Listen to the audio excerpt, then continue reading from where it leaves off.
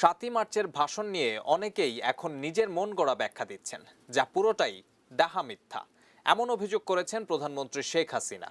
বিকেলে বঙ্গবন্ধুর ৭ই মার্চের ভাষণের উপর এক সেমিনারে ৭৫-এর পর জিয়াউর রহমানের ভূমিকাকে খলনায়কের মতো বলেও মন্তব্য করেছেন তিনি।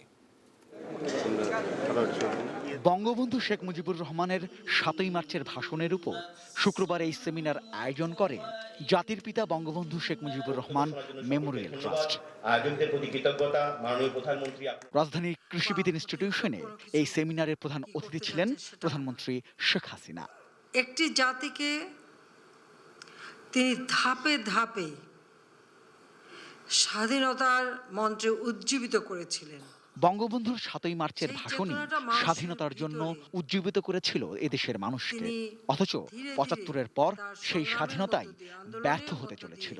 এমন মন্তব্য করে প্রধানমন্ত্রী বললেন, এখানে জিয়ার ভূমিকা ছিল খলনায়কের মতো।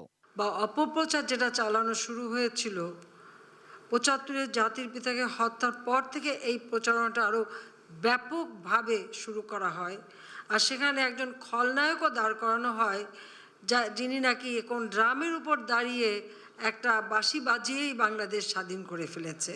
তবে ৭ই মার্চের ভাষণ নিয়ে বিভ্রান্তি ছড়ানো কিন্তু এখনো বন্ধ হয়নি। ঐতিহাসিক ভাষণটির প্রেক্ষাপটটা খুব কাছ থেকে দেখার অভিজ্ঞতা থেকেই এমন দাবি করলেন শেখ হাসিনা। তো সেখানে কেউ কেউ নানাভাবে ব্যাখ্যা দিয়ে দিচ্ছেন। তো আসলে এই ব্যাখ্যাগুলি শুনলে হাসি পায় যে এরা আসলে মানে কত অর্বাচীনের মতো কথা বলে, যে তিনি নাকি আগের দিন নিউক্লিয়াসের সাথে আলোচনা করলেন। তো ভাষণের এই যে এবারের সংগ্রাম মুক্তির সংগ্রাম, এবারের সংগ্রাম স্বাধীনতার সংগ্রাম, তো এখানে মুক্তির সংগ্রামটা আগে বলবেন না স্বাধীনতার সংগ্রাম আগে বলবেন, সেটাও নাকি নিউক্লিয়াস আলোচনা করেছে। এগুলি সম্পূর্ণ ডাহা মিথ্যে কথা। বঙ্গবন্ধুর বরমে বললেন, শেখ মুজিবের রাজনৈতিক জীবনে সবচেয়ে বড় অনুপ্রেরণাই ছিল তার পরিবার। আর আমার মা কিন্তু ছায়ার মতো তার পাশে, সেই সাথে আমার দাদা দাদি। এই ধরনের অসাধারণ বাবা মা খুব কম লোকই পায়, খুব কম লোকই সৌভাগ্যবান। আর আমার মা, যিনি তার একজন সাথী, কোনো দিন সংসারের কোনো ব্যাপার নিয়ে তিনি কখনো বিরক্ত করেননি। সবাইকে বঙ্গবন্ধুর জীবনী পড়ার পরামর্শ দিয়ে প্রধানমন্ত্রী বলেছেন, আত্মত্যাগ ছাড়া কোনো মহান অর্জনই সম্ভব নয়।